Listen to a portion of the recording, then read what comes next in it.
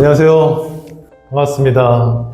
오늘은 짧고 굵게 좀 두서없이가 될지 모르겠지만 블라인드 범빈의 살아온 이야기를 잠깐 좀 해드리고자 합니다. 일단 예선전은 치열하게 떨어지고 왔습니다.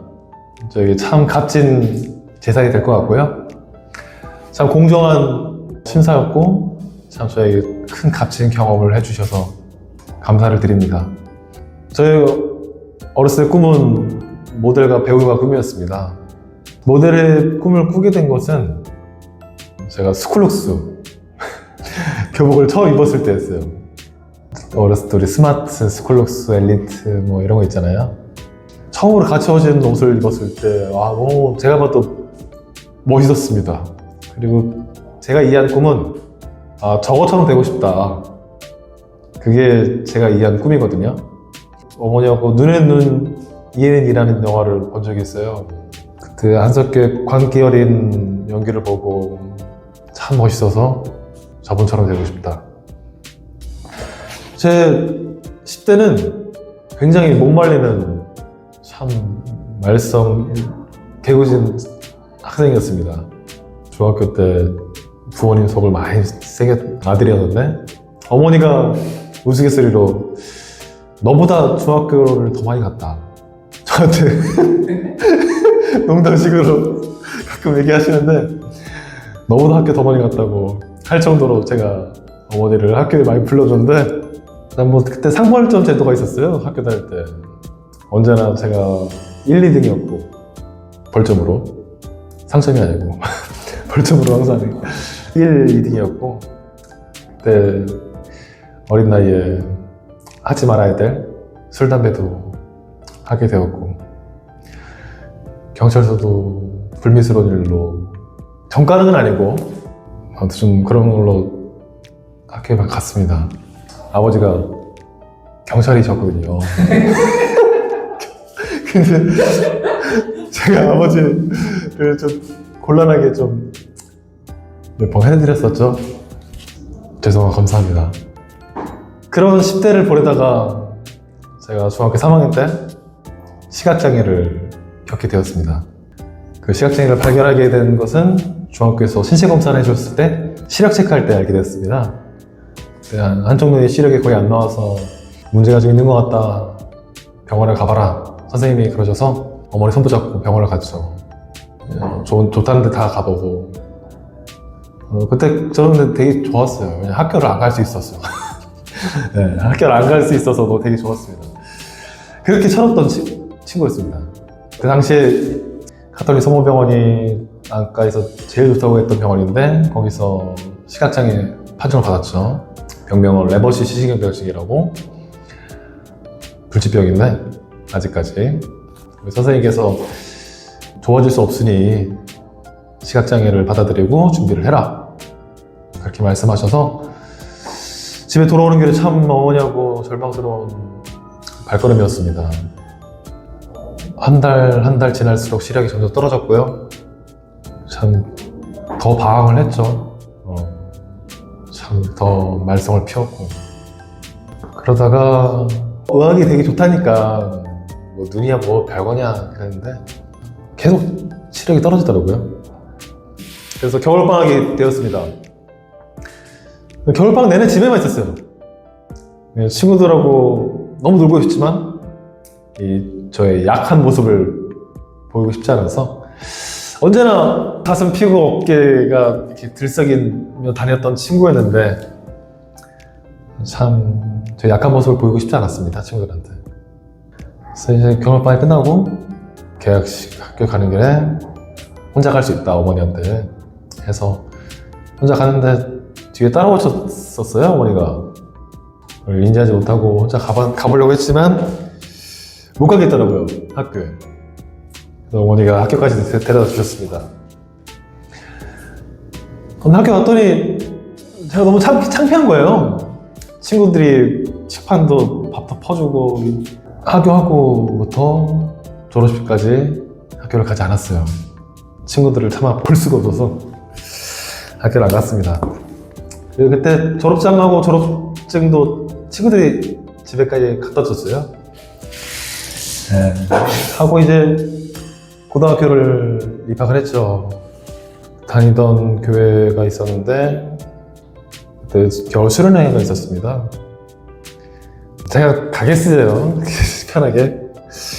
근데 그때 제 담당 선생님께서 집에까지 찾아오셔서 수련회를 가자. 안 간다고 절대. 가자. 어머니하고 선생님하고 자꾸 신랑이 때를 쓰면서 저를 데려가려고 하니까 억지로 갔죠.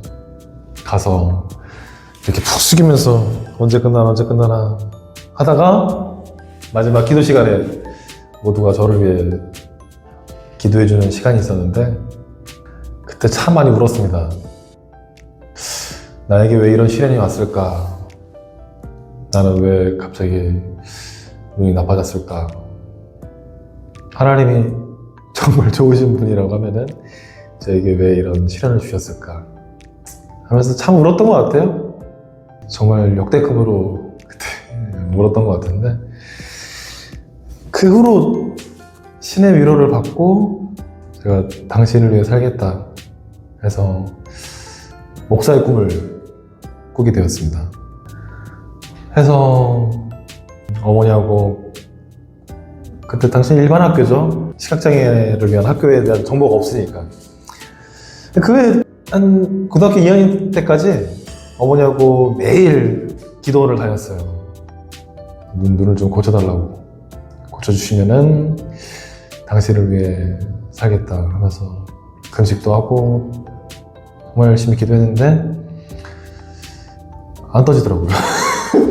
그래서 일단 제가 할 수 있는 걸 하자 해서 뭘 할 수 있을까? 일단 내가 목사의 꿈을 꿨으니 목사를 하겠노라 했으니 매학교 입학을 하게 되었습니다. 저를 위한 공부와 시각장애로서 준비할 것들을 배우기 위해서 한빛매학교를 입학을 하게 되었는데요. 고등부 1학년으로 다시 입학을 했어요. 19살에.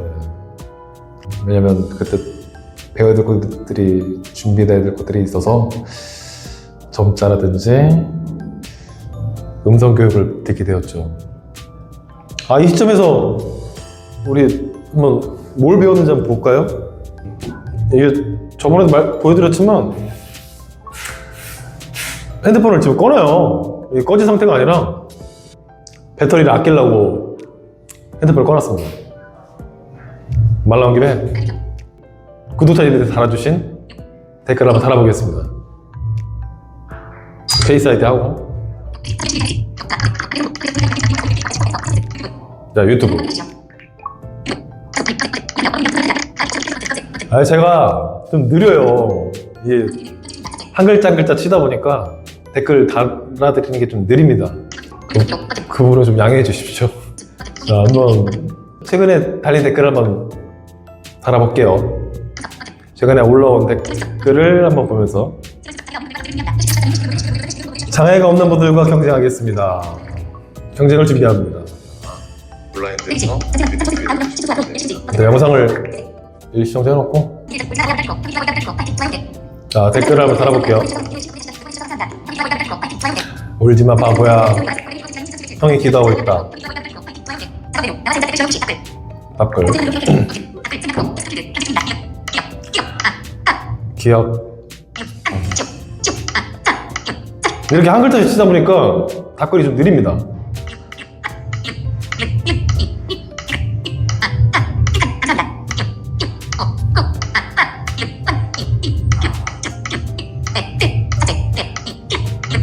감사합니다. 화이팅.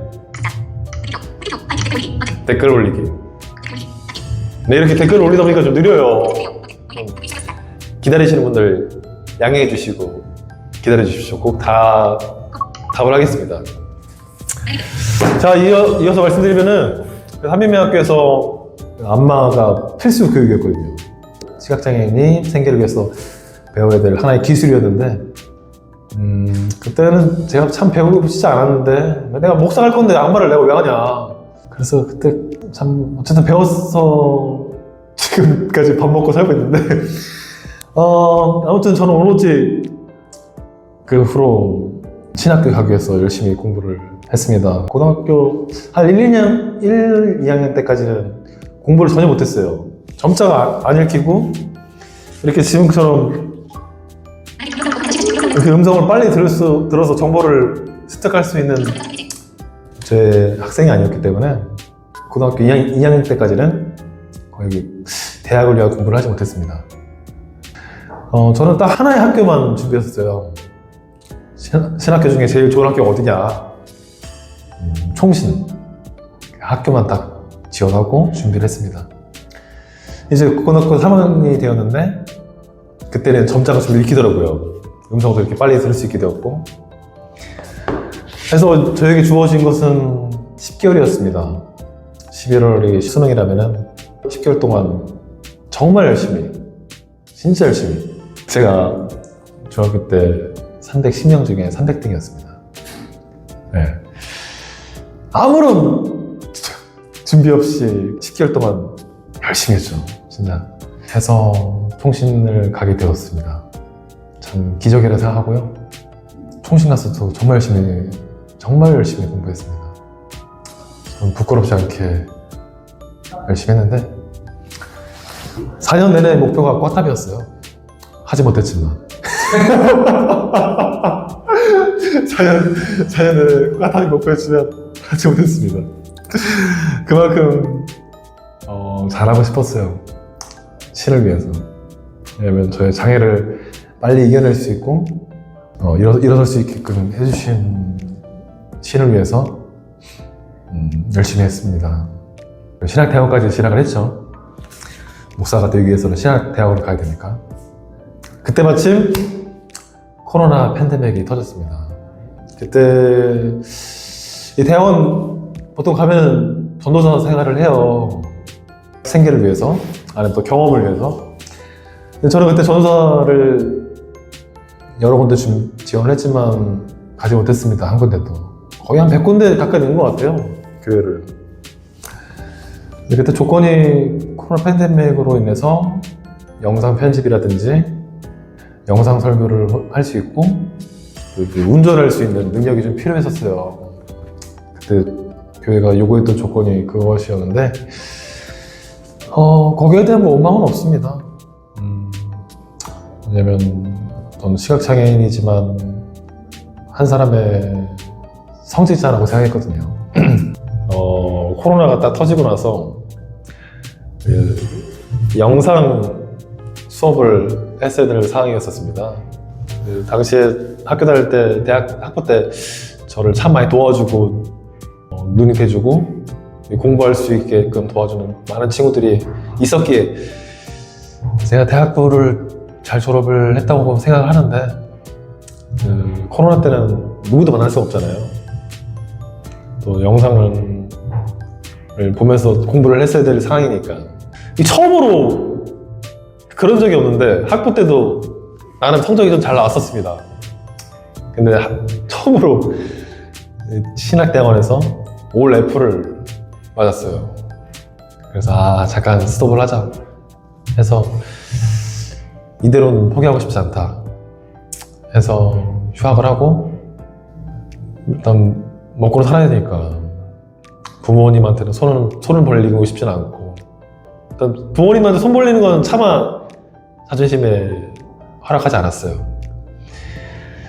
해서 휴학을 해놓고 신학대학원을 휴학을 해놓고 근데 일단 먹고 살아야 되니까 코로나 팬데믹 속에서 먹고 살아야 되니까 안마를 다시 시작을 했습니다. 그때는 마스크를 끼고 안마를 할 수 있는 행위가 허락이 되었거든요. 생계를 위해서 안마를 다시 시작을 했는데 살아남기 위해서 안마도 열심히 했죠. 왜냐면 손님들께 선택을 받아야 되는 직업이다 보니까 그냥 조금만 안 시원하면 마음에 안 들면 굶는 직업입니다. 우리 안마사는. 그래서 열심히 안마도 열심히 했죠. 해서 지금 여기까지 오게 된 건데 이제 20대가 그렇게 끝나고 30대가 되다 보니까 제 안에 참 뭔가 뭔가 이게 알 수 없는 답답함이 있었어요. 이게 뭘까? 이렇게 살아도 될까? 안마사로서는 그래도 나 혼자는 먹고 살 수 있는데. 그래서 제가 정말 하고 싶은 게 뭘까 고민했던 게 원래 꿈이었던 모델과 배우를 다시 도전을 해보자 해서 카메라를 틀게 된 겁니다. 저의 과정을 담고 싶어서. 모델과 배우의 꿈을 더 이상 저희 인생에서 후회하고 싶지 않아 숨겨둔 꿈을 꺼내놓게 되었던 것입니다. 해서 첫 도전이 장애인 모델이었고요. 거기서 입상을 해니 자신감이 생겨. 그럼 장애가 없는 분들하고 경쟁해보자. 먼 훗날 유튜브가 없어지지 않는 한 저의 모든 영상들과 댓글들은 삭제하지 않을 것입니다. 먼 훗날 제가 노년이 됐을 때 이 영상을 추억하면서 지금도 전에 영상에 좀 낯간지럽고 부끄러운 영상들이 있는데요. 그럼에도 불구하고 이거 제 모습이니까 남기겠습니다. 그리고 훗날에 이 영상을 봐주시는 분들과 함께 추억하면서 즐길 수 있는 하나의 도구가 됐으면 좋겠어요. 그래서 앞으로도 물론 이번 예선은 떨어졌지만 앞으로도 저의 도전은 계속 될 겁니다. 모델이 되었든 어떤 행위의 도전이 되었든 제가 할 수 있는 모든 것을 할 것이고요. 세상이 규정한 장애, 사회적 약자가 아닌 한 국민으로서 아름다움이 나다움이라는 뜻이 있습니다. 범민으로서 한번 저의 과정을 담고 싶습니다. 너무 감사하고 응원해주신 분들이 너무 많아서 너무 감사합니다. 참 감사합니다. 진짜 당연한 것이라고 생각하지 않고 잘하라고, 아름답게 걸어가라고 해주신 저의 격려이자 선물이라고 여기고 앞으로도 더 멋진 모습 보여드리겠습니다. 아니, 저도 한 모습 보여드리겠습니다. 감사합니다. 인사드리고요. 여러분들 삶에서도 봄과 같이 따뜻한 일들만 가득하기를 저도 축복합니다. 블라인드에서 뷰티풀로 안녕. 안녕. 서비스가 대회 떨어졌다고 고기를 구워준다고 네. 해서 밥 먹으러 왔습니다. 네네. 제가 그릇의 위치는 보이는데요. 내용물이 뭔지 몰라요. 서비스가 좀 알려줄래요? 네. 그거는 이제 생강. 그거는 이제 특제 소스 같아요. 간장이랑 양파랑 있는 거. 그거는 이제 장어 소스. 그거는 이제 쌈장. 그리고 파김치. 그리고 그리고 그 오른쪽 그게 배추김치. 그리고 그게 그 오른쪽 살짝 좀 더 오른쪽 가면은 그게 고추 그리고 마늘. 네. 또 그리고 여기로 이렇게 이쪽으로 손 이쪽으로 해보실래요? 여기가 덜 매운맛 그리고 여기가 매운맛. 여기는 이제 그거예요. 저 샤브샤브. 네. 그리고 이제 고기는 올려드릴게요 제가. 네네 장어요. 아무튼 잘비스가 미로에 고기를 구워준다 해서 네. 잘 먹겠습니다. 네. 감사합니다. 파이팅. 안녕히 계세요. 잘비스 고마워요. 잘 먹을게요. 맛있게 드십시오. 우리 잘 될 거예요. 잘 될 거예요. 먹고 힘낼게. 파이팅. 파이팅.